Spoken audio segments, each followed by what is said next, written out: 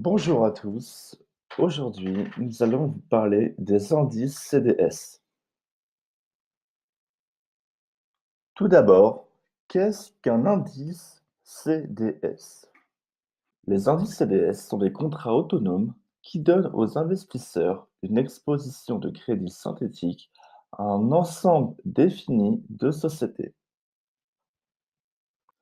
L'indice fait référence à un panier pondéré de single name CDS.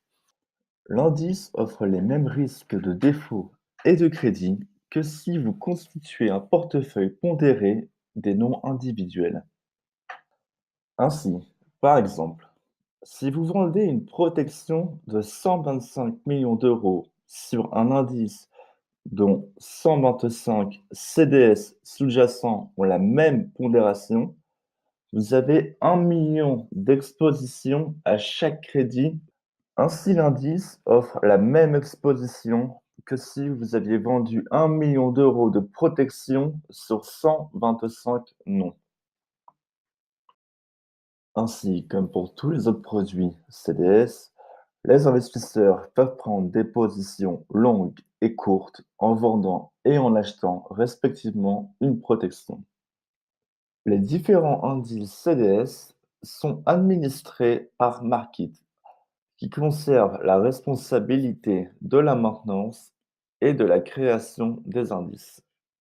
Les volumes n'ont cessé de croître au fil des ans et le marché semble aujourd'hui mûr. Les indices sont maintenant bien établis comme étant les plus importants produits liquides dans le crédit.